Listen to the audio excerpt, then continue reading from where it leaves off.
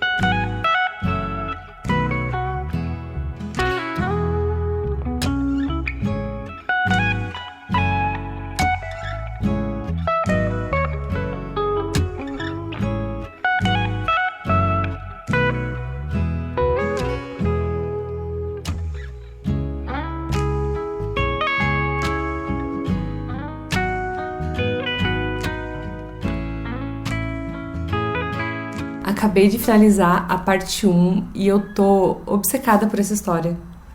Eu não sei, eu acho que obcecada é a palavra certa, porque terminei a parte 1, já queria começar a parte 2, não queria nem vir aqui conversar, mas ao mesmo tempo eu quero conversar sobre o que eu li na parte 1, porque eu tô assim, encantada com a forma com que essa história está sendo contada. É uma forma muito diferente do que eu tô acostumada. Eu ainda não entendi muito bem, não sei nem se eu vou conseguir expressar direito o que é, mas primeiro ponto. Esse livro, pelo menos nessa parte 1, não tem divisão de capítulos. É como se fosse um grande capítulo, mas tem algumas marcações separadas por tracinhos ou abelhinhas, detalhe super fofo, em que dá para fazer quebras. Então, se você não quiser ler direto, como eu fiz, você pode fazer pausas sem se sentir muito perdido na hora de voltar. Então, é um grande capítulo, mas com algumas marcaçõezinhas assim que podem auxiliar na hora de fazer pausas. Estou muito curiosa com essa forma com que a autora está contando a história, porque em alguns momentos eu estou sentindo que eu estou vendo um documentário, mas eu não sei se faz sentido isso que eu estou vendo, se essa percepção está muito distante do que a autora queria, mas eu acho que não. E eu nem sei se eu vou conseguir explicar para vocês por que eu tenho essa percepção, mas enquanto a autora está contando a história, tem algumas quebras entre aspas, porque não sei se dá para ser considerado como uma quebra, com algumas partes escritas assim, por exemplo, cena, aí uma descrição do cenário e alguma observação, ou então narrador, não sei quem, não sei o que, dizendo tal coisa. Então já na primeira página eu vou ler aqui para vocês um exemplo. Aqui contou como que tava, o que tinha acontecido no dia anterior, 2 parágrafos curtinhos, e aí já termina o segundo parágrafo e vem escrito assim: cena, o clima da tarde está fresco e ameno, como só acontece em Chicago por cerca de uma semana em meados de setembro. O sol está forte, a pino, e as folhas das árvores acima do rapaz estão sossegadas. Ação. Aldo leva o baseado aos lábios, umedecendo a seda que o reveste. Aí continua como estava no formato antes. Aí, do nada, aparece aqui umas frasezinhas sem dizer assim se é a descrição da cena, mas, né? Por exemplo, uma brisa passa pelas folhas acima dele. Já amei porque eu amo descrições assim que envolvem o clima, principalmente se for um clima ameno para frio, né? Aí tem uma parte que vem aqui. O narrador, um homem velho, artrítico e em posse de muitos livros. Interrompemos sua análise dos pensamentos intrusivos de Aldo Damiani para fornecer algumas informações acadêmicas necessárias. E aí aqui vem uma explicação sobre uma coisa que foi mencionada na história. E eu tô assim, muito curiosa. Ó, logo na outra página tem de dentro do bolso de Aldo. Eu tô assim, fascinada, porque essas quebras, elas não tornam a leitura estranha. Elas tornam ainda mais interessante, mais curiosa. Então, eu não sei o que é esse formato. Não sei se eu tô lendo um documentário ou se eu tô lendo...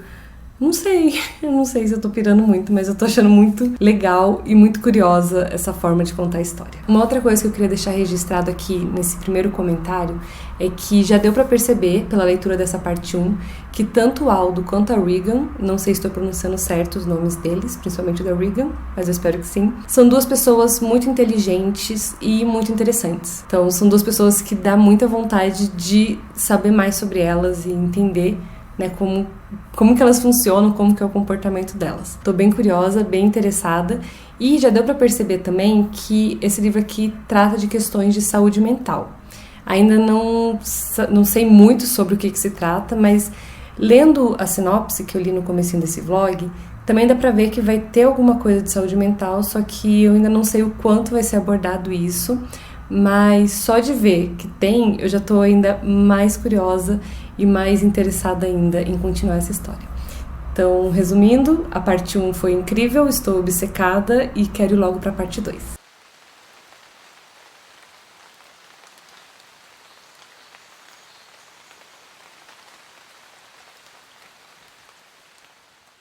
Voltei para conversar com vocês sobre a segunda parte de Nós Dois Sozinhos no Éter. Eu continuo obcecada por esse livro. Eu fiz várias marcações nessa segunda parte. Na primeira eu fiz algumas também, mas a segunda parte eu fiquei assim ainda mais encantada com a escrita da autora.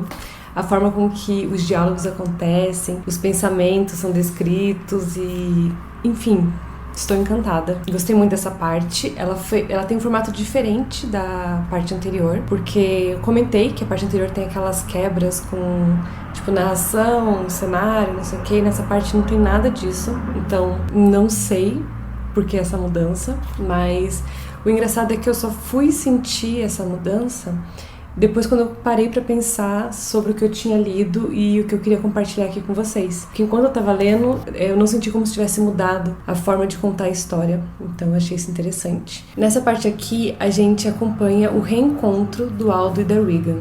Já na primeira parte do livro, quando eles se encontram por acaso pela primeira vez, a gente já consegue perceber que existiu uma certa atração ali entre os dois. Não no sentido físico, uma atração assim pela aparência, mas uma atração pelo intelecto, pelo cérebro, pela mente do outro. O que eu achei muito curioso e muito interessante. Inclusive tem até um diálogo nessa parte que dá pra exemplificar o que é essa atração que eles sentem um pelo outro. Não que não tenha uma atração física, porque eu acho que acaba tendo, mas a atração principal é pela mente, pelo funcionamento do outro. Então eu vou ler aqui pra vocês esse diálogo, ele é bem curtinho. Gostei, disse ele. Do quê? Ele afastou o vinho dos lábios, do seu cérebro. Então, olhando assim fora de contexto, talvez soe um pouco creepy, mas lendo aqui não sou creepy. Mas agora que eu li em voz alta, eu pensei, talvez tenha ficado estranho ler essa parte. Mas enfim, eu acho que exemplifica bem essa atração um pelo outro. Me perdi na linha de raciocínio, vou tentar voltar pro que eu tava querendo dizer. Então, na primeira parte, a gente já percebe essa atração mental entre eles. E o encontro que eles tiveram foi por acaso. A princípio foi por acaso. Nessa segunda parte, eles se reencontram, não tão por acaso assim, já que um dos lugares que eles frequentam, eles já sabem que é o mesmo lugar, então não foi tão por acaso assim esse reencontro. E nesse reencontro, eles começam a conversar e o Aldo faz uma proposta para Regan, que é que eles tenham 6 conversas. A Regan acha muito curioso isso e ela acaba aceitando. E aí eles têm um acordo de que então eles vão ter 6 conversas. No final de cada uma dessas conversas, eles vão compartilhar o que eles aprenderam do outro, um sobre o outro. Então, eu vou ler aqui pra vocês o momento em que esse acordo é feito. Certo, um total de 6 conversas, concordou ela, voltando sua atenção para Aldo. Mas cada conversa você precisa me contar o que descobriu sobre mim. Justo, você vai fazer o mesmo? Ela deu de ombros. Se você quiser. O que descobriu hoje? Que você não tem muitos amigos.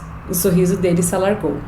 E você? Perguntou ela. O que descobriu sobre mim? Que você está tão entediada que concordou em ter 6 conversas inúteis com um desconhecido. Então a gente vai acompanhando nessa segunda parte essas 6 conversas entre eles. Ao longo dessas conversas a gente vai conhecendo mais deles, é claro, e também vamos conhecendo não só pelo que eles compartilham um com o outro, mas também a gente vai conhecendo um pouquinho mais dos pensamentos. Eu não sei nem como explicar, mas a gente vai conhecendo bem mais dos personagens nessa parte aqui. E em relação à questão da saúde mental que eu comentei, que dá pra saber já pela parte 1 que vai ser tratado, nessa parte aqui a gente acompanha mais essa questão, principalmente da Regan, porque fala um pouco sobre a psiquiatra dela, alguns diálogos, pensamentos, fala sobre medicamento. A autora não chega a deixar explícito qual que é o diagnóstico da Regan. Ela fala que a Regan frequenta a psiquiatra, que por um motivo de força maior ela foi, obrigada a começar a frequentar.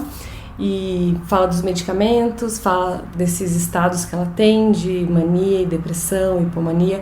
Então, apesar de não ter um diagnóstico explícito aqui, a gente meio que consegue entender um pouco mais da Regan. Eu não sei se ficou muito apressado aqui esse meu comentário da parte 2, eu só tô com uma cara assim meio estranha, mas é porque tá muito quente e tá difícil eu ficar falando com a janela fechada e sem ventilador, então eu tentei falar muito rápido. Não sei se esqueci alguma coisa, provavelmente eu esqueci, mas vou voltar para conversar mais vezes aqui, então nas próximas atualizações talvez eu comente sobre partes anteriores também.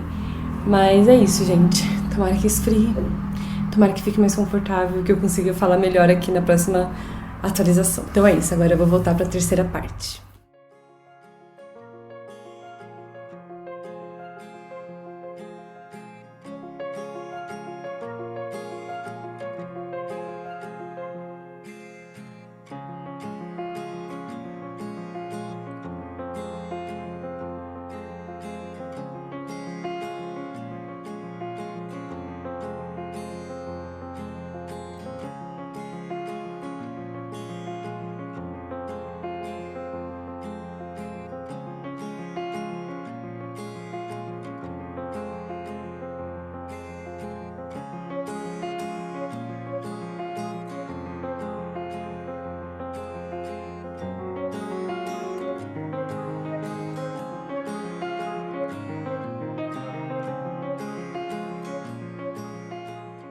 voltei não para falar sobre a parte 3 ou a parte 4, e sim para falar do final desse livro. Eu terminei, eu não consegui seguir com o formato que eu queria para esse vlog, que era comentar no final de cada uma das partes, mas foi difícil, como eu imaginei que poderia acontecer, foi difícil interromper a leitura, até porque as coisas foram acontecendo de uma forma que eu não queria ficar longe do livro para continuar acompanhando o desenrolar da história. E foi uma experiência muito intensa de leitura, uma experiência muito marcante. Com certeza vai ser um livro que eu não vou esquecer. Foi uma leitura assim que me emocionou muito, principalmente o final, na parte em que a autora fala sobre o processo dela escrevendo esse livro e conta um pouco da história dela. Me fez ver até essa história de uma outra forma.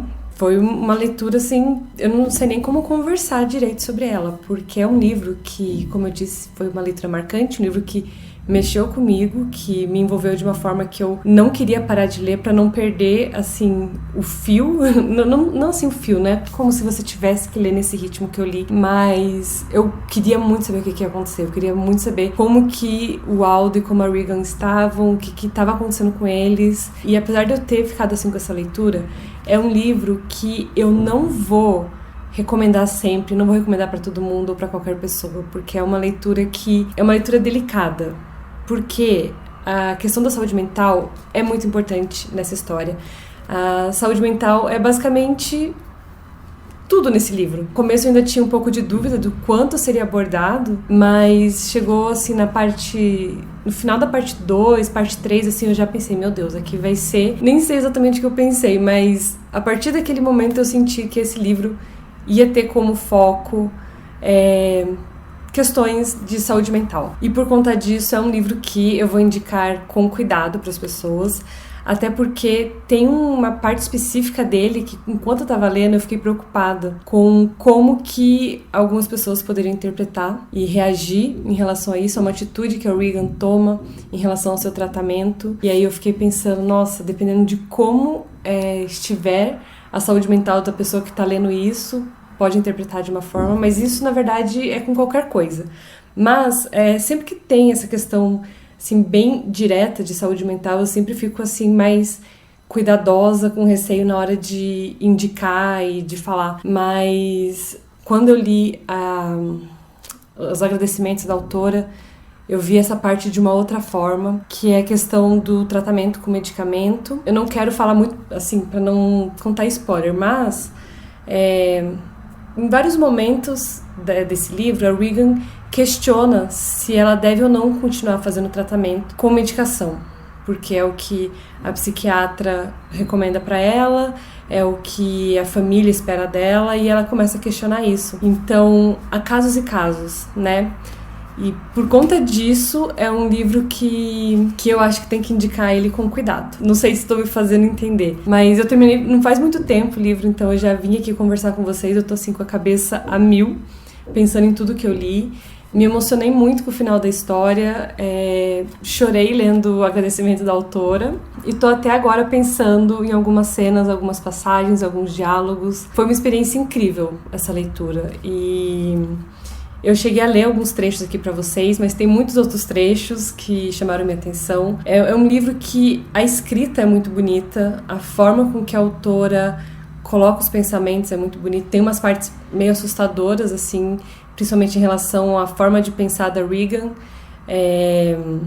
Tem uma parte específica em que ela tá se sentindo assim meio, como posso dizer... ela tá meio frustrada porque ela quer que uma coisa aconteça logo e a coisa não... assim, não tem como ela interferir diretamente ali naquele momento, porque ela tá... é que eu não quero falar muito pra não expressar, mas ela começa a pensar umas coisas que eu fiquei assim, gente...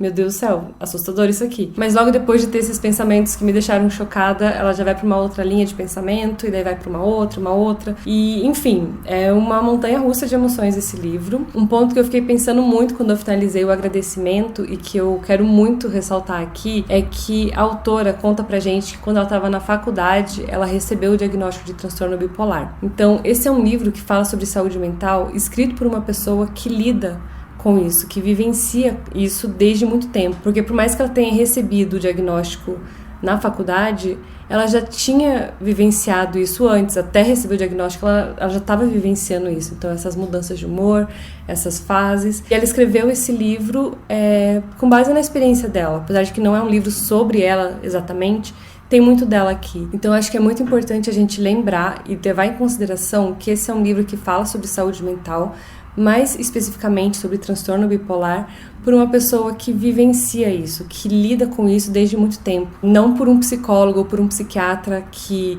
lida com isso por meio de seus pacientes, por meio de seus estudos. Então esse é um livro que foi escrito por uma pessoa que vivencia isso de uma forma única, porque cada pessoa, apesar de ter algumas características, né, que são presentes em todas as pessoas que têm o diagnóstico, não sei se dá para dizer assim, mas tem características que se repetem. Cada pessoa vivencia aquilo de uma forma, cada pessoa lida com aquilo de uma forma. E essa foi a forma da autora. Inclusive, ela falou que ela escreveu esse livro e muitos outros livros por conta disso, por conta de um momento em que ela estava tendo que lidar com a ausência de medicamento. Então, acho que é muito importante a gente levar isso em consideração quando está lendo, porque torna ainda mais especial essa leitura. Eu espero ter conseguido passar nesse vlog como que foi a minha experiência de leitura, como que foi a minha empolgação desde a primeira página até o final desse livro, como esse livro mexeu comigo. É uma leitura que realmente me marcou, que me fez pensar bastante sobre várias questões. É um livro que eu considero muito importante, ainda mais sabendo mais sobre a autora, né, sobre a Olivia Blake. E é um livro que eu espero que encontre outros leitores e que esses outros leitores tenham experiências incríveis de leitura. Tem muita coisa ainda para falar, mas eu não tô nem conseguindo organizar os meus pensamentos e eu sei que se eu começar a falar muito, eu vou contar spoilers. Não quero spoilers nesse vídeo. Então, vou parar por aqui. Quero agradecer mais uma vez a Intrínseca pelo convite de ler esse livro. Eu amei, foi uma experiência incrível, uma experiência única e eu fiquei muito feliz com a oportunidade de ler e de conversar aqui com o pessoal sobre essa leitura. Eu espero que vocês tenham gostado desse vídeo e me contem aqui nos comentários se vocês já leram, se vocês pretendem ler esse livro e se vocês já leram outros livros da autora. E é isso, gente. Nos vemos muito em breve aqui no canal no próximo vídeo. Tchau!